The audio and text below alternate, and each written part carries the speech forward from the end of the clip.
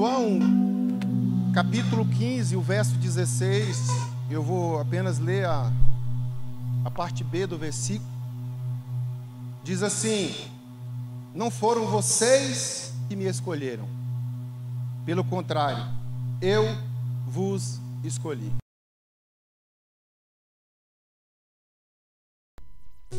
Ele te escolheu. Fala assim: é por isso que você está aqui. É para fazer a diferença. Ele te escolheu. É porque Ele sabe que você tem potencial. Aleluia. Você pode aplaudir o Senhor?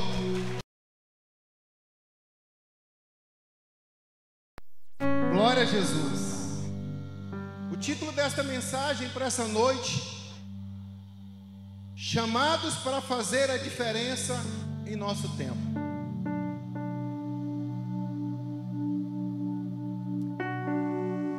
Deus nos chamou, irmãos, para fazer a diferença. Nascemos para viver um tempo e cumprir um propósito. Eu e você nascemos para viver um tempo, mas temos um propósito para cumprir. Um propósito para a vida do reino e para a vida secular. Mas Deus te nasceu para ser e para fazer algo. Deus tem algo específico para fazer através de cada um de nós. Ele quer que sejamos representantes dele em todo o ambiente, familiar, no trabalho e na sociedade em todo. Te chamou, te escolheu para fazer a diferença em qualquer ambiente que eu e você estiver. Nós vemos que em todo o contexto bíblico, através dos tempos e nos dias de hoje, Deus sempre trabalha para que a sua palavra se cumpra. Isso é uma realidade. A palavra do Senhor vai se cumprir. Mesmo sendo Deus e não dependendo do homem para exercer a sua vontade, Ele nunca trabalha só. Que Deus tremendo, poderoso, um Deus que pode todas as coisas. Mas percebe-se, Deus usa os filhos, amém? Deus usa você, amém? Para realizar as obras dele aqui na terra, amém? Glória a Deus. Ele não depende, engana-se o homem de achar que Deus não pode fazer nada se não for através dele. Não, Deus é poderoso, mas Ele quer fazer através dos filhos. Glória a Deus por isso. Sempre levantou homens e mulheres que através de um relacionamento com Ele entenderam o chamado, o propósito para o seu tempo e viveram coisas extraordinárias em Deus. Deus sempre levanta homens e mulheres para estabelecer a sua vontade, para demonstrar o seu coração, o seu amor, a sua misericórdia. Amém? Deus usa você para fazer a diferença. Glória ao nome de Jesus. Quero deixar duas perguntas no ar para nós. A minha primeira pergunta é: estamos cumprindo o chamado e o propósito de Deus para o nosso tempo? Hoje os meus pastores estavam em casa e a gente conversando, eu disse isso: pastor, eu estou fazendo algo, mas eu sinto que está longe daquilo que o Senhor quer que eu faça. Está longe. Tem mais para Deus, para nós fazermos para Ele. Segunda pergunta: sendo chamados por Deus, temos feito a sua vontade? Eu tenho andado nesse caminho? Eu tenho entendido o meu propósito? Para que eu fui chamado? Qual a diferença que eu tenho que fazer? É lá na minha família? É lá no meu trabalho? É na minha faculdade? Deus me chamou, me escolheu e colocou em um lugar para mim fazer essa diferença. Eu tenho feito. Então, vejamos exemplos de homens que cumpriram a vontade de Deus no seu tempo. Através do exemplo da vida desses homens, creio que Deus irá nos orientar nesta noite, nos mostrando posicionamento que devemos tomar para cumprir o propósito. Algo interessante é de que Deus usa pessoas, de que Deus chama, escolhe, prepara, capacita, levanta homens. E esses homens, eles são exemplos na caminhada para nós. Amém? Eu estava ali meditando, pastor, quando nós olhamos para o pastor Roberto, a pastora Carla, né, os nossos líderes, nós vemos a integridade, nós vemos a sede, a fome, a vontade de que as coisas fluem, de que a obra dele cresça. Então eles são exemplos para nós. Se bem que o nosso maior exemplo, ele sempre será Jesus. Quando nós olhamos para um padrão, nós colocamos os nossos olhos no exemplo de Jesus. Nós começamos por ele, nós nos tornamos discípulos dele, nós nos tornamos pequenos cristãos. Mas Deus também levanta líderes e homens e os capacitam para que nós possamos olhar para esses homens e falar: eu quero andar assim. Homens que nos ajudam a seguir e a caminhar e cumprir o propósito do Senhor. São falhos como nós, mas Deus os levanta. Então eu quero trazer exemplos de alguns homens. Se nós formos olhar a Bíblia, nós estamos repletos desses homens. No seu tempo, que Deus os chamou, que Deus os preparou, que Deus os vocacionou. Homens que fizeram a diferença, homens que se doaram, homens que morreram por uma causa, homens que entenderam o que Deus queria fazer através deles, e homens que deixaram suas marcas na Bíblia e na história. Você vai deixar uma marca, você já tem deixado uma marca, eu creio, eu entendo que sim.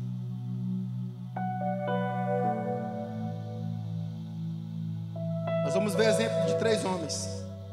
Talvez você poderia imaginar se eu falaria de tal, eu falaria, mas Deus me levou a falar de 3 homens nessa noite. Um líder e 2 profetas. Eu quero começando a falar de Josué. Esses dias, ou este ano, o Senhor tem falado muito no meu coração em Josué.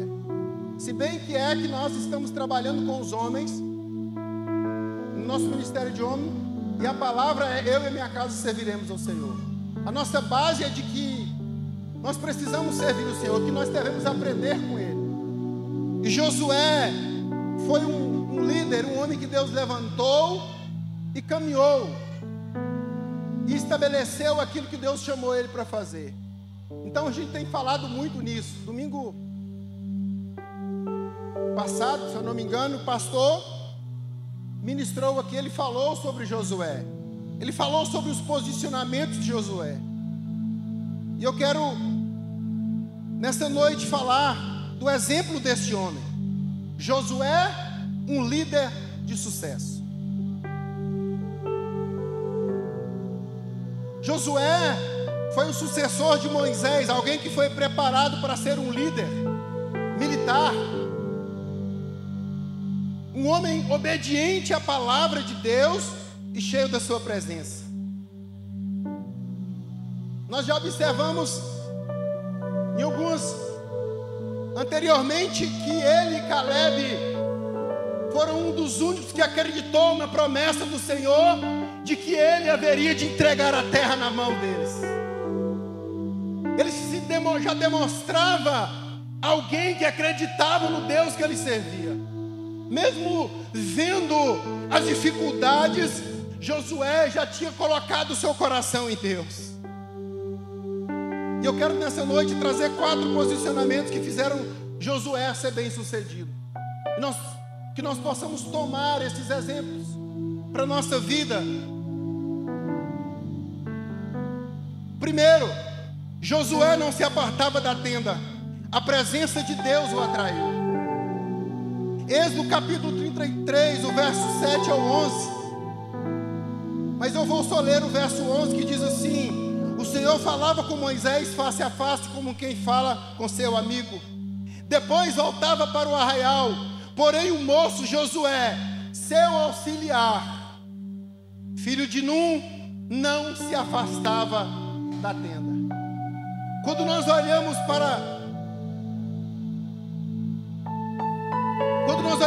Êxodo capítulo 33, ali do verso 7 ao verso 11, nós vemos que Abraão, ele fez uma tenda, a tenda do encontro, para ele estar com Deus.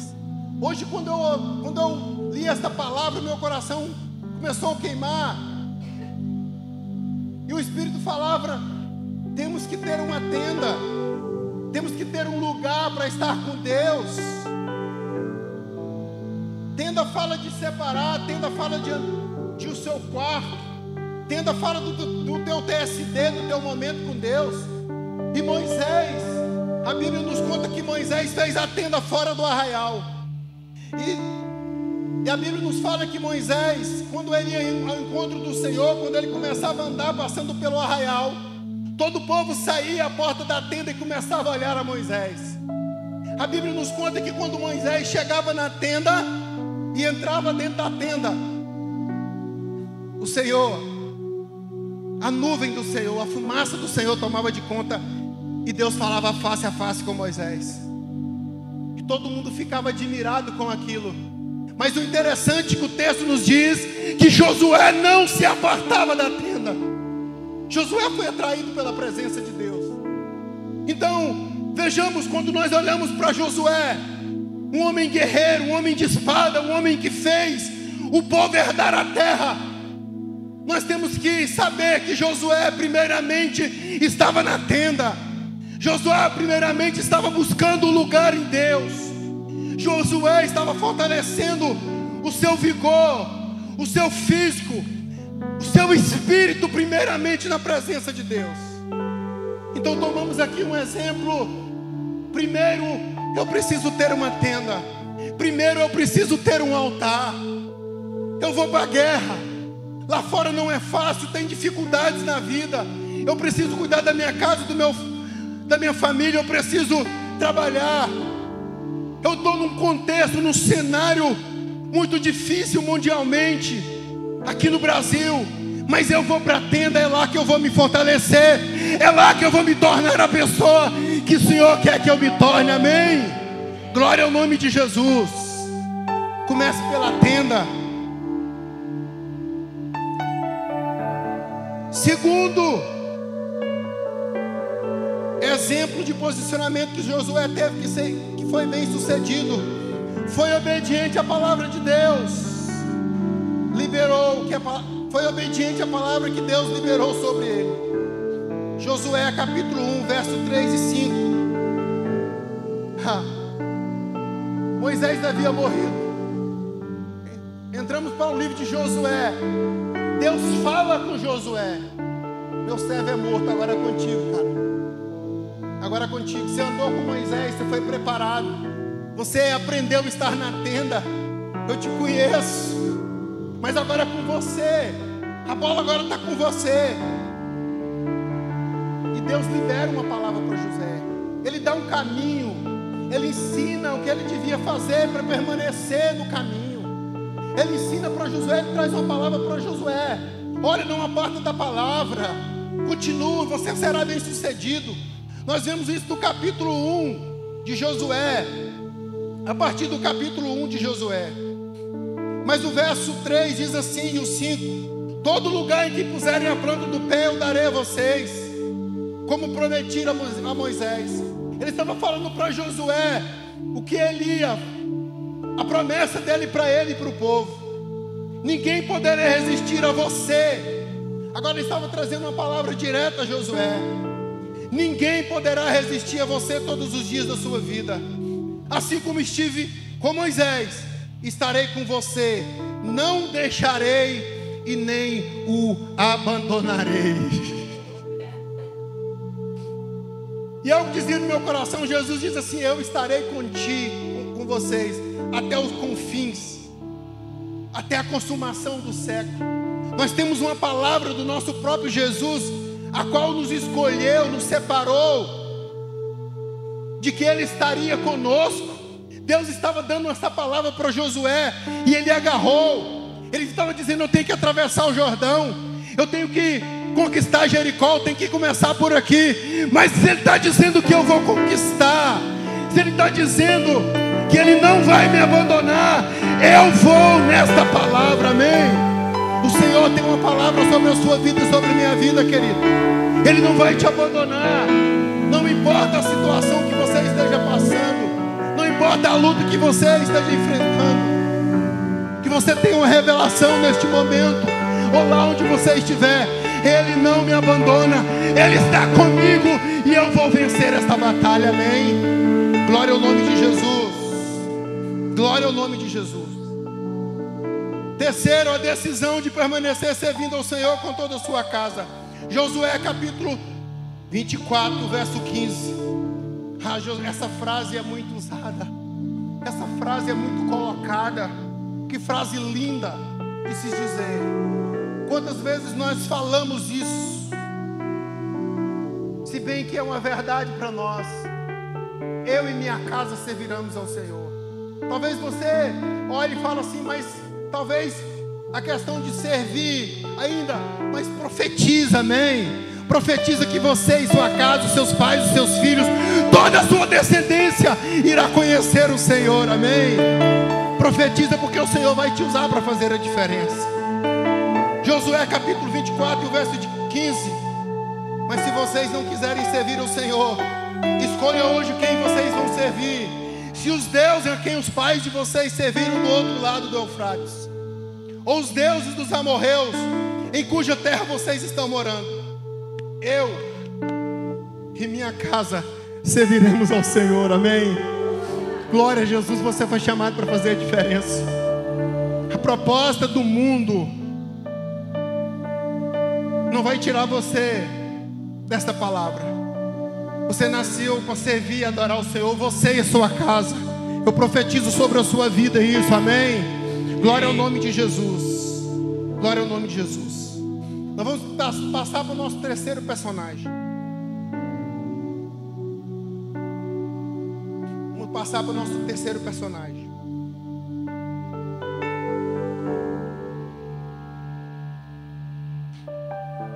Daniel.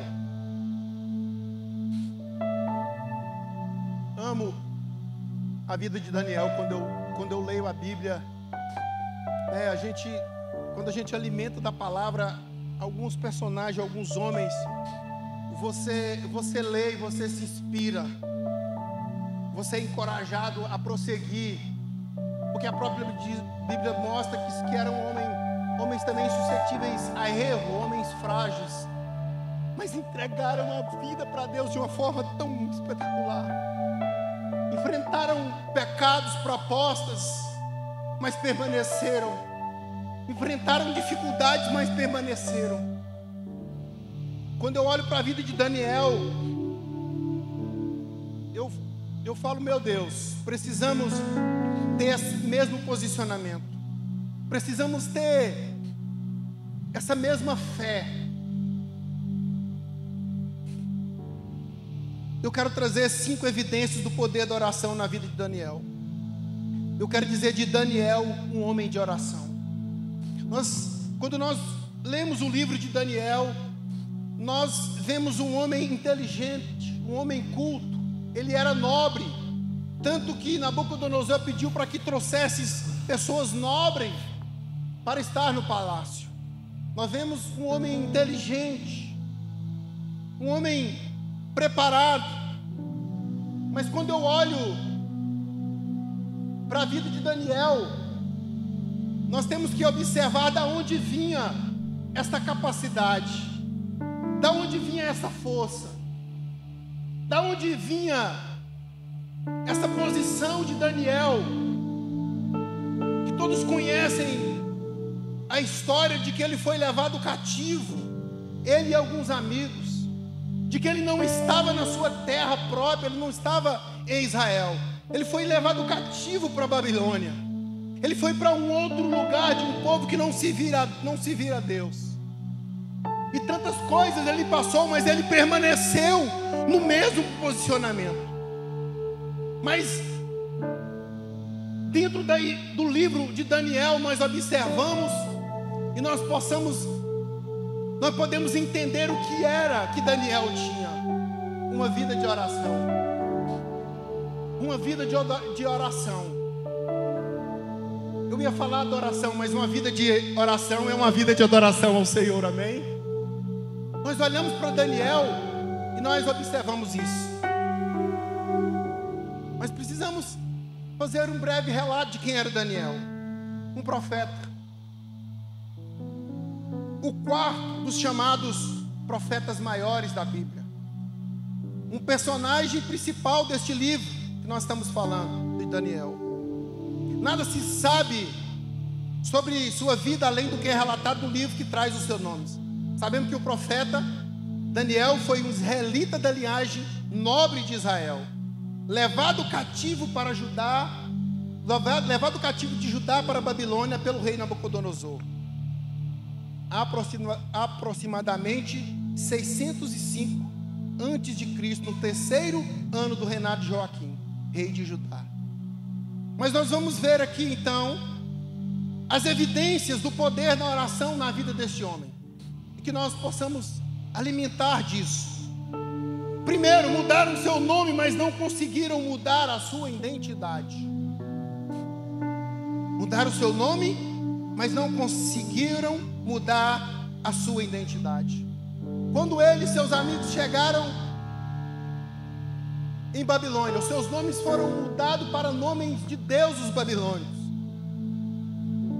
E o que eu acho lindo é que o nome de Daniel e seus amigos, o significado é muito lindo. De Daniel é Deus é meu juiz. Ananias é o Senhor é a graça. E Misael é quem é Deus. Mas eles mudaram os seus nomes. Mas a identidade deles não estava especificamente no seu nome, mas estava em Deus. Isso não influenciou. Ser chamado por outro nome naquela terra não influenciou na identidade deles, a identidade de filho de Deus. Ei, bate no peito e fala: eu sou filho de Deus. Fala aí: eu sou filho de Deus. Não importa o nome que te derem, não importa a acusação que te falarem, não importa. Você olha e diz assim: eu sou filho de Deus, a minha identidade está em Deus. Eu me tornei filho quando eu fui encontrado por Jesus. Eles entendiam quem era que eles serviam. Eles sabiam quem era o pai deles, o Deus de Israel, o Yahvé, o Deus Todo-Poderoso. Isso não influenciou em nada para eles. A sua identidade não foi mudada.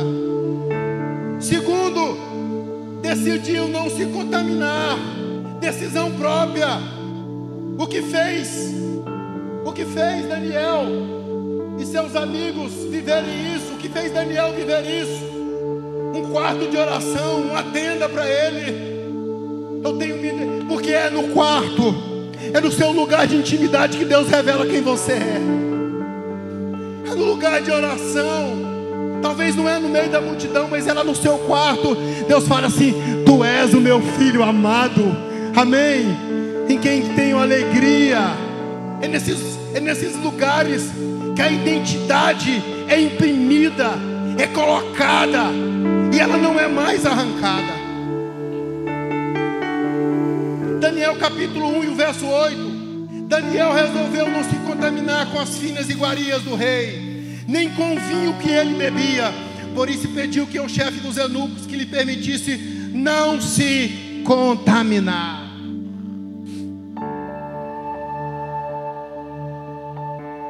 Porque Daniel se fortalecia, não só uma vez, não só duas, mas 3 vezes por dia. Ele estava na sua tenda, ele estava no seu quarto buscando a Deus. Quando a proposta chegava, ele sabia quem ele era. Ele tinha certeza da sua identidade. Ele sabia de onde vinha o alimento dele. Ele sabia o que fazia mal e o que não fazia. E ele disse: eu não vou me contaminar com esses banquetes. São oferecidos a deuses. a deuses pagãos, então desse alimento eu não como. Não, eu tenho força para isso. Eu posso até arriscar a minha vida me posicionando a não me alimentar, mas eu não vou me alimentar, porque o Deus que eu sirvo é o alimento que vem dele. Eu posso vencer todas as coisas, amém? Amém. Glória a Jesus. Terceiro, a cultura dos babilônios não o influenciou. Não. Daniel, capítulo 1, verso 4. Jovens sem nenhum defeito, de boa aparência, sábios, instruídos, versados no conhecimento, e que fossem competentes para servir no palácio real. E que Aspenaz lhes ensinasse a cultura e a língua dos caldeus. O rei mandou que trouxessem nobres, jovens, inteligentes, mas deu uma ordem: ensinem a cultura e a língua dos caldeus. Nabucodonosor tentou converter esses jovens por meio da pressão acadêmica, social e religiosa. Em vez de cederem, porém, eles se destacaram pela influência positiva que exerceram no palácio e na corte do rei. Amém? Glória ao nome de Jesus. Queridos, um filho que faz a diferença, que tem um lugar em Deus, que sabe quem é, não há cultura que mude ele. Não há cultura. Esses dias nós estávamos conversando, não sei se era com um pastor, com uns obreiros, e falando como é preocupante. Eu acho que eu já falei como é preocupante hoje. Por isso a importância de nós termos líderes de jovens como o nosso pastor Ivanês, pastora Tati, que tem ensinado, que tem trazido a palavra, trago a palavra a esses jovens. Quantos relatos de jovens outrora que conhecem a Deus, filhos de crente, que saem para a faculdade, saem para a vida, que é o normal, e chegam lá, a mente é transformada por ideologias, por ensinamentos mundanos, são transformados e são transformados. Me desculpe, mas talvez a identidade não estava imprimida, talvez o quarto de oração estava falhando, e quando essa influência cultural foi tentada imprimir nessas pessoas, lá nesses ambientes, elas aceitaram mudar a cultura do céu, mudar o entendimento. Mas não, Daniel, não. Imaginem a pressão psicológica, os estudos, toda a cultura, todo o ensinamento religioso estava sendo implantado na mente dele, mas isso não mudou a mente dele, ele continuou no mesmo posicionamento. Querido, nós vamos enfrentar dias onde propostas vão ser reais para nós a todo tempo, para nós mudarmos aquilo que nós acreditamos.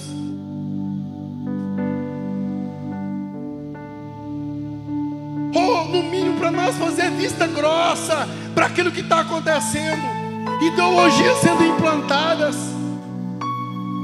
conceitos dentro da família querendo ser mudados. O inimigo não está brincando. Se nós não nos aproximarmos mais de Deus, e é isso que eu falo para os homens, eu e o Diácono Helder, quando estamos aqui, não é brincadeira, nós precisamos alimentar mais da palavra, nós precisamos aprender e praticar mais a palavra, porque o que vem fora disso é para destruir, é para deformar, é para tirar o padrão do céu, é para tirar a cultura. Nós não vivemos numa cultura mundana, mas a nossa cultura é do céu. Glória ao nome de Jesus. Nós andamos aqui, mas a nossa cultura não é terrena, ela tem que ser dos céus. E só através da palavra, só através de um relacionamento, só através do quarto, da tenda, que nós vamos imprimir a identidade, que nós vamos estar forte Ei, jovem, jovem, mergulhe, mergulhe, mergulhe, porque quando você for tentado e provado a ser como o mundo é, você vai dizer: não, eu não me contamino. Aleluia. Se aprofunde na palavra, se aprofunde na cultura dos céus. Glória ao nome de Jesus. Glória ao nome de Jesus. Falando em cultura, tem algo que está acontecendo aqui na nossa igreja. É algo que já acontecia, mas eu estou percebendo que está tendo um mover para que isso se torne uma realidade para nós quanto igreja aqui. E eu falando de cultura, eu tenho algo que precisa se tornar cultura e hábito para nós aqui, quanto igreja Luz Central Vida. Estarmos conectados às redes sociais da igreja. Mas para que isso, pastor? Para que eu tenho que estar conectado à mídia aqui da igreja? Eu tenho um porquê para você. Primeiro, nós estaremos conectados àquilo que tem sido liberado nos nossos cultos e eventos. Tudo que é colocado aqui, toda palavra, ela é replicada e colocada lá. E são coisas maravilhosas. E são momentos bons, são momentos de palavras poderosas. Eu preciso alimentar, eu preciso ruminar. O animal, existem animais que ruminam, pastor. Ele come, depois ele volta e mastiga de novo. A rede social nos deu esse poder de rever algo que nós já alimentamos aqui. E nós vamos continuar alimentando, vamos continuar alimentando. Desfrutar daquilo que o Senhor tem feito e irá fazer. Eu estou desfrutando mais daquilo que o Senhor já fez e daquilo que o Senhor está fazendo. Então, que nós como igreja, nós caminhamos para essa cultura. Amém? De usar as redes sociais, de usar a mídia. Mas além disso, enviar para alguém, para um amigo, incentivar um amigo a ver, a escutar, ele vai ser transformado. Amém? Glória Amém. A Deus. Vamos passar aqui para o nosso quarto ponto. Deus usou tremendamente em sonhos e visões para o seu tempo e para o futuro. Daniel capítulo 1 verso 17 diz: ora, a esses 4 jovens deu o conhecimento e a inteligência em toda cultura e sabedoria. Mas a Daniel deu inteligência para interpretar todo tipo de visões e sonhos. Eu entendo que quando nós temos um lugar de relacionamento, quando nós estamos mais conectados com Deus, quando nós estamos mais separados por Deus, os dons começam a fluir na nossa vida. Não foi diferente com Daniel. A Bíblia nos diz que ele era muito usado em interpretações e visões. Ele era muito usado, mas isso tem a ver com posicionamento, isso tem a ver com o lugar que Daniel estava, e era um lugar de adoração através da oração. Não mudou seu posicionamento diante da cova dos leões. Daniel capítulo 6 e o verso 9. O próprio texto no capítulo 6 já diz que, começa a dizer que Daniel tinha um espírito excelente, e que as pessoas que estavam tentando incriminar não achou nele nem erro e nem culpa. A excelência do espírito, a força de manter a integridade, vinha do lugar de oração de Daniel, vinha do lugar de separação com Deus de Daniel. Daniel capítulo 6, o versículo 7.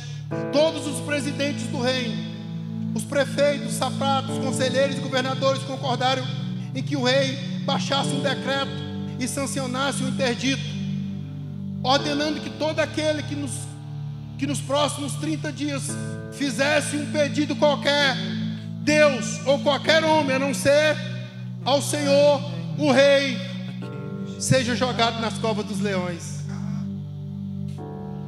Sabe qual foi o posicionamento de Daniel? Capítulo 10.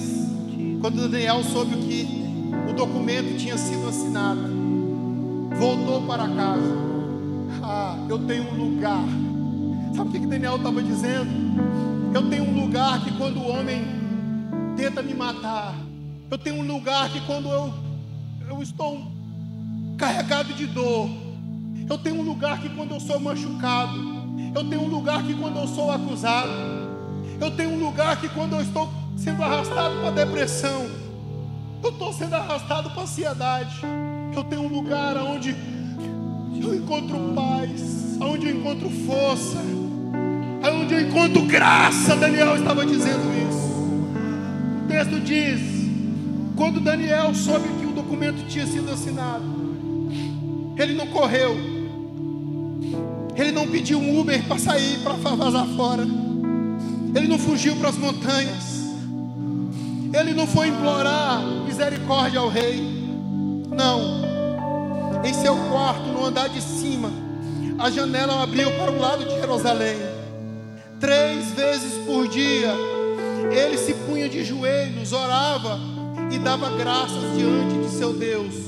E o texto diz: como era o seu costume.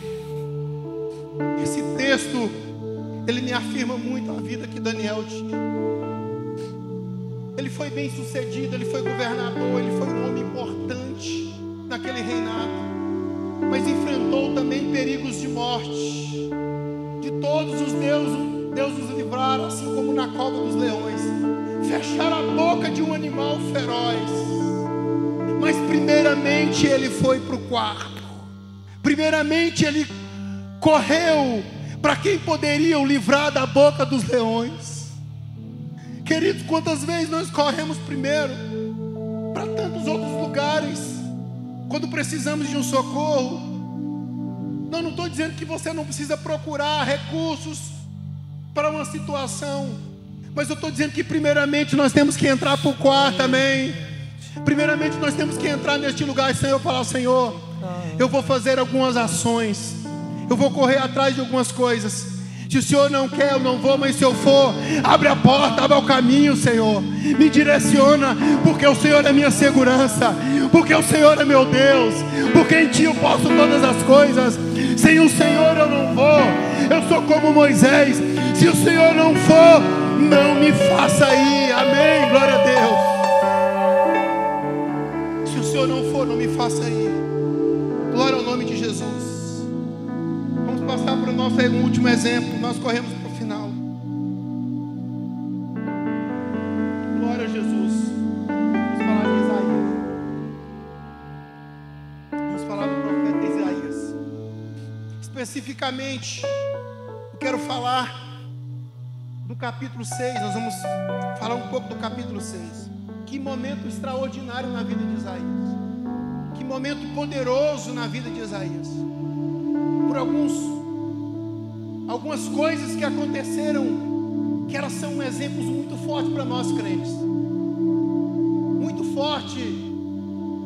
Porque antes do capítulo 6, Isaías já era crente. Ele já era evangélico. Ele já profetizava.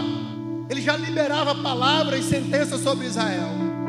Mas quando chega no capítulo 6, nós vemos uma situação, talvez que pareça que Isaías não era crente, mas nós vamos entender isso. Nós vamos entender 4 acontecimentos na vida de Isaías para exercer o chamado. 4 acontecimentos.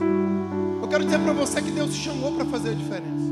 Eu quero dizer para você que Ele nos escolheu. Não foi você que escolheu, Ele te escolheu. Ele olhou para você e falou: eu quero ele, eu quero ela para mim. Eu vou usar ele, eu vou usar ela.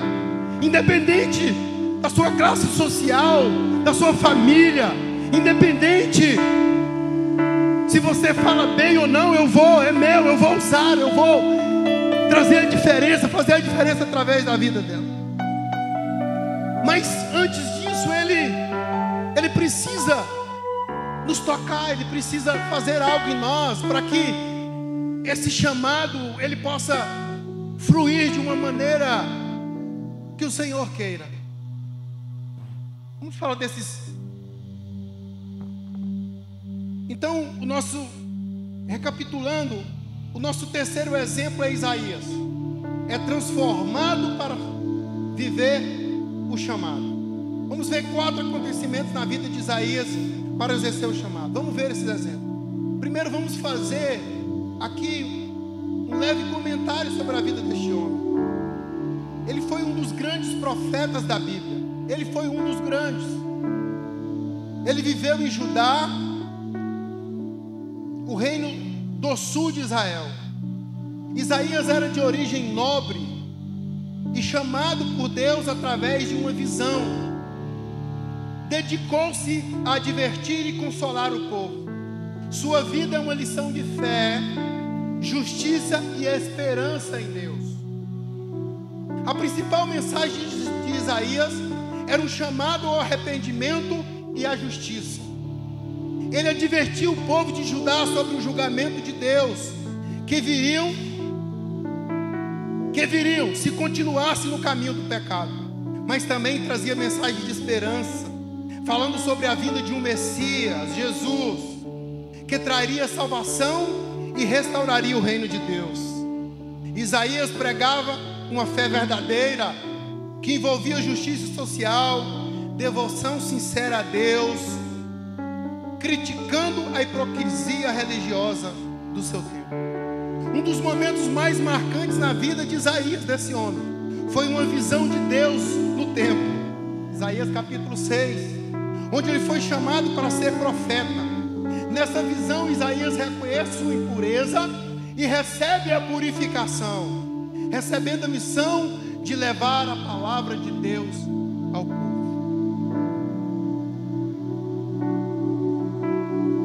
Então nós vamos ver esses 4 acontecimentos. O primeiro, ser tocado com a glória de Deus. Ser tocado com a glória de Deus. Olha o que diz Isaías 6, o verso 1 ao 3. No ano da morte do rei Uzias, eu vi o Senhor assentado sobre um alto e sublime trono. As abas de suas vestes enchiam o templo. Serafins estavam por cima dele, cada um tinha 6 asas, com 2 cobriam o rosto, com 2 cobriam os pés e com 2 voavam. E verso 3, e clamavam um para os outros, dizendo: Santo, Santo, Santo é o Senhor dos exércitos, toda a terra está cheia da sua glória. Aleluia. Quando somos tocados pela glória de Deus, algo acontece. Temos que ser motivados pela glória de Deus. Temos que perseguir a glória de Deus. Temos que ser desejosos pela glória de Deus, porque a glória de Deus, ela nos transforma. Ela nos faz ter mudanças tão profundas quando nós entramos neste lugar e nós temos um deslumbre de quem é o nosso Deus, da santidade dEle, do poder dEle, da glória dEle. Nós nos tornamos pessoas mais apaixonadas, amém? Glória a Jesus. Ele foi tocado pela glória de Deus nesse dia. Ter uma visão de quem é Deus. A parte B do versículo do capítulo 6 diz assim: Ele é rei. Diz assim: eu vi o Senhor assentado sobre o alto e sublime trono. Ele é rei e governa soberano, governa sobre tudo. Olha a visão, olha a visão de que Isaías teve de Deus, sentado no trono, reinando. Queridos, se nós não tivermos essa visão do nosso Deus, de um Deus que está sentado num trono, de um Deus que é rei, de um Deus que é santo e de um Deus que governa sobre todas as coisas, nós estamos suscetíveis a entrar debaixo de qualquer governo.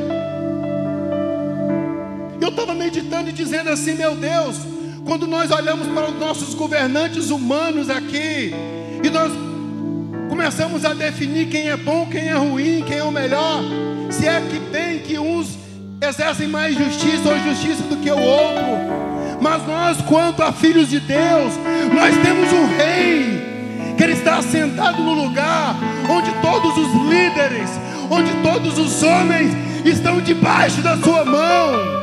Glória ao nome de Jesus. Você não está sobre um governo humano. O seu Deus, o meu Deus, está sentado num trono.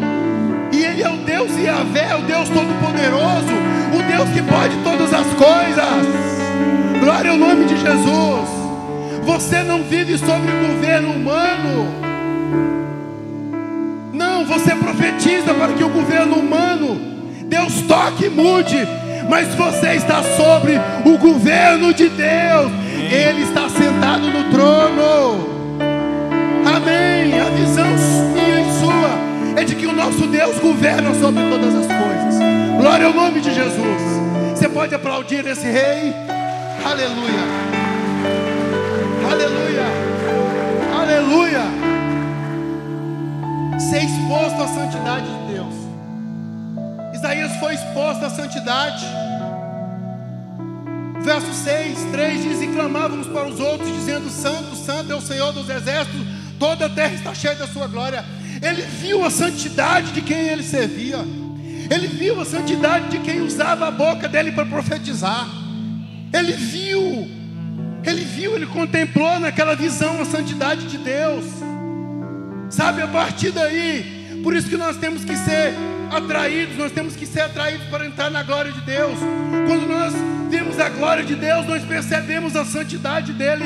Quando nós percebemos a santidade desse Deus e que ele está sentado no trono governando, eu começo a olhar para mim e falar: meu Deus, eu preciso mudar.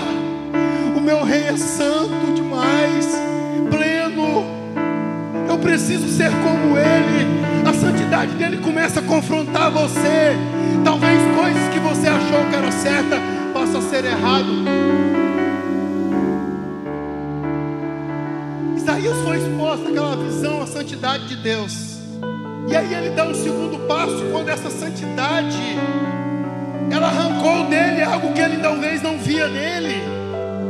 Sabe, querido, quando nós estamos fracos, quando nós estamos meia boca, quando nós não estamos morno, ou talvez frio e não quente, às vezes nós não percebemos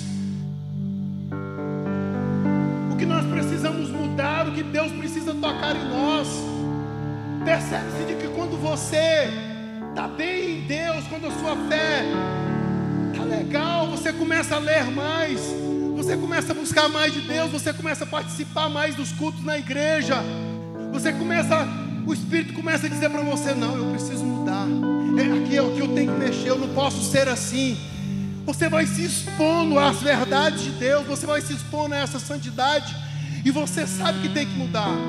Mas se isso não fazer diferença para você, nós continuamos cometendo os mesmos pecados, os mesmos erros, frequentando os mesmos ambientes. Não há uma mudança em nós, porque nós não olhamos e nós não expomos a palavra e a verdade e a santidade dele. Mas Isaías, naquele dia, ele foi exposto a isso. Exposto. E qual foi a atitude dele? Reconhecer o seu pecado e o pecado do povo. Olha que coisa interessante. Pastor, eu estava meditando. Às vezes, Jesus diz assim: tira primeiro o argueiro do seu olho, depois tira o cisco do seu irmão. Sabia que às vezes nós nos achamos talvez conhecedores ou santos demais, mas na verdade nós não estamos tão próximos de Deus para que nós possamos ser confrontados. E às vezes nós achamos que tem direito de olhar primeiro o pecado. Você viu fulano? Você viu o pecado de fulano? Nossa, que coisa feia. Mas às vezes há coisas em nós que precisa, talvez até a nossa própria boca, como no caso de Isaías, porque foi a boca dele que foi tocada. Talvez nós estamos usando os nossos lábios e a nossa boca não para abençoar, mas talvez para amaldiçoar, para entristecer, para separar. Eu preciso ser exposto à glória de Deus, à santidade de Deus. Olha para você ver o texto como é interessante, pastora. Então um dos serafins voou para mim, trazendo na mão uma brasa viva que havia tirado do altar, com uma tenaz, uma pinça, na tradução aqui. Com a brasa tocou a minha boca e disse: eis que esta brasa tocou os teus lábios, a tua iniquidade foi tirada, o seu pecado perdoado. Aleluia, iniquidade tirada e pecado perdoado. Ei, mas olha o processo, ele reconheceu primeiro. E depois disso ouvi a voz do Senhor que dizia: a quem enviarei? A quem enviar por nós? A quem há de ir por nós? Eu respondi: eis-me aqui, envia-me a mim. Envia-me a mim. Envia-me a mim. Envia-me a mim. Envia-me a mim. Mas sabe o que Isaías reconheceu? Eu preciso ler isso aqui. Eu preciso ler isso aqui. Glória ao nome de Jesus. Glória ao nome de Jesus. Glória ao nome de Jesus. Sabe o que ele disse quando ele foi exposto a essa santidade, a essa presença de Deus? Ele disse: ai de mim, estou perdido, porque sou homem de lábios impuros e habito no meio de um povo de lábios impuros. Primeiro eu percebi que os meus lábios estavam impuros. Eu habito no meio de um povo de lábios impuros. Talvez eu nem percebia que o meu ambiente que eu estava era de pessoas impuras, mas no contexto aqui ele estava olhando para ele e falou: estou perdido porque sou um homem de lábios impuros e habito no meio de um povo de lábios impuros, e os meus olhos viram o Rei, o Senhor dos exércitos. Então, eu entendo que quando eu sou exposto à santidade, à presença do Senhor, Ele vai me mudar para me cumprir o chamado. E foi isso.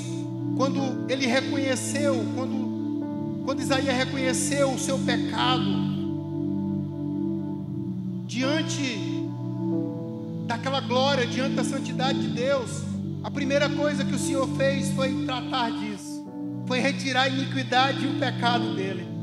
O anjo desceu, pegou uma brasa e queimou os seus lábios. Eu não sei o que Deus precisa ainda. Eu sei que eu e você temos um chamado. Eu sei que nós somos escolhidos. Eu sei que nós fomos chamados para fazer a diferença. Não é uma palavra acusatória, mas que você e eu possamos ter uma reflexão nessa noite. Eu estava refletindo: Senhor, o que o Senhor precisa mudar? Qual é a área que o Senhor precisa tocar em mim? Porque há pessoas que precisam ser alcançadas através de mim. Há pessoas que olham para mim e precisam ver Deus. Eu preciso mudar o meu andar, a minha atitude, o meu falar. Eu preciso deixar de fazer algumas coisas. Aonde o Senhor precisa tocar e onde o Senhor precisa mudar, com certeza o Senhor vai tocar, amém? Porque Ele quer que o chamado dele se cumpra na sua vida. Glória ao nome de Jesus. Para nossa conclusão, vamos concluir. Glória ao nome de Jesus. O Senhor nos chamou para fazer a diferença. E Ele nos mostrou algo que aconteceu na vida desses homens, para que nós possamos balizar e ter exemplos de que nós precisamos ser mudados, que nós precisamos viver de acordo com a vontade dEle. Nesta noite Deus nos trouxe respostas para caminharmos no chamado e cumprimento para esse tempo. Se nós nos posicionarmos assim como esses homens, caminharemos na vontade de Deus. Entendemos que Deus nos encontrou através de Jesus Cristo. Já falei isso aqui. Ele nos encontrou, não fomos nós que o escolhemos, mas foi Ele que nos escolheu. E se escolheu, também nos capacita através do Espírito Santo, amém? Aquilo que eu e você precisamos, o Espírito do Senhor nos capacita. Aprendemos ainda, igreja, que o sucesso do cumprimento do propósito está em desejar e ter a presença de Deus, assim como Josué. Sempre andar em obediência à palavra que foi liberada sobre nós, como também Josué tomou essa palavra e caminhou nela, de que o Senhor estaria com ele em todo o tempo. E tomar a decisão de servir o Senhor sempre. Nada possa tirar eu e você da presença de Deus. Que nós possamos lutar contra o pecado. Nós possamos lutar com qualquer coisa que vier tentar nos tirar da presença de Deus. Você e a sua casa servem ao Senhor, amém? Glória a Jesus. Eu e minha casa serviremos ao Senhor. Entender que uma vida de oração nos vai habilitar para vencer as batalhas. Um lugar em Deus. Um lugar em Deus. O relacionamento de Deus através da oração vai te habilitar. Vai firmar a sua identidade. Vai te fortalecer. Vai te dar sabedoria. Vai nos dar direção. Vai nos dar força para o caminhar. Saber que todos nós temos um chamado, mas precisamos ser tocados e mudados pelo Senhor para vivê-los. Assim como Isaías, um homem usado por Deus, um profeta extraordinário. Mas chegou a hora de que quando Deus precisava usá-lo de uma maneira tremenda, ele falou: não, eu tenho que mostrar algo aqui para Isaías, eu tenho que mudar algo na vida dele. O Senhor quer, está tentando pegar essa parte? Primeiramente, fazer em nós. Eu sempre digo essa frase. O Senhor, primeiramente, Ele quer fazer em nós. Nada daquilo que Deus queira fazer nas outras pessoas, que primeiramente Ele não queira fazer em nós. E foi isso que aconteceu com Isaías. Primeiro eu vou te tocar. Você tem um chamado, eu te escolhi. Você foi chamado para fazer a diferença agora nesse tempo. Mas eu preciso te tocar, eu preciso curar você, eu preciso perdoar você. Fique de pé nessa noite, amém? Fique de pé, fique de pé. Eu quero que você faça uma oração nessa noite. Se você entendeu pelo menos um pouco dessa mensagem, de que Deus, Ele chamou você, de que Deus te escolheu, e você sabe que tem pessoas que serão encontradas por você, pessoas da sua casa, no seu trabalho, amigos que você conhece, que precisa conhecer esse Deus que você serve, e você foi chamado para fazer diferença. Mas talvez, se você percebe que precisa ter algumas mudanças na sua vida, que você precisa ter algum posicionamento que você ainda não teve, que você seja como Josué, que eu e você possamos primeiramente sentir o prazer, a alegria de estar no Senhor, de estar na casa dele, de servir o Senhor. Nós possamos ter a alegria de ter nosso tempinho, ou nosso tempo com Deus, a nossa tenda com Deus, porque é a partir daí que Deus vai fazer grandes coisas, é a partir daí que Deus vai preparar você. Se você, que você e você sejamos como Josué, tem uma palavra liberada sobre a sua vida. Você não é quem você acha que você é. Você não é só essa pessoa, eu não sou só essa pessoa. Existe coisa extraordinária para Deus fazer através da tua vida. Eu abro um parênteses aqui e digo para você que não conhece a Deus, você ainda que não resolveu se entregar a esse Deus, as dificuldades que você tem, as prisões que você tem, Deus pode te libertar dela. Deus pode te fazer ser mais que vencedor. Deus está te escolhendo, Deus te escolhe nessa noite. Abre o teu coração para Ele. Deus quer fazer você como Josué, um vencedor, alguém que vai triunfar, alguém que vai ser um vencedor para a glória de Deus. Deus quer te fazer como Daniel, para você não se contaminar com os prazeres desse mundo, para você saber diferenciar o que é bom e o que é ruim para você parar de alimentar das coisas que o mundo tem te dado. Vai te matar, vai te lançar no inferno, vai te fazer você sofrer. Deus tem algo melhor para você. Com Deus até parece ser difícil, mas a vitória vem. A vitória vem, Ele te fortalece, Ele te alegra. Sim, sim, sim, sim. Sim, em nome de Jesus. Se você está aqui nessa noite e você não conhece a Deus, Deus quer fazer de você o Isaías.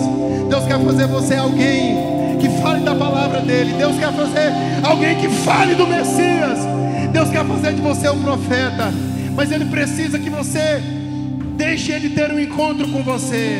Ele precisa que você abra o coração para você ter uma visão de quem Ele é. Ele é santo, Ele é bom, Ele é poderoso, Ele é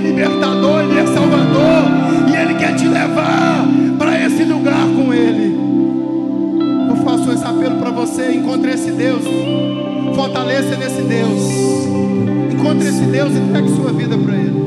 Mas para mim e para você que já servimos a Deus, o chamado do Senhor está sobre você. Eu e você fomos chamados para fazer a diferença. Ei, se firme na palavra dele. Se firme quem é Deus. Se há um pecado que você está lutando contra ele, se exponha a Deus. Corra lá para a sua tenda do encontro e fala: Senhor, exponha suas mazelas, tira sua armadura e fala: Senhor, eu preciso ser mudado, eu preciso ser tocado. Ele vai te tocar.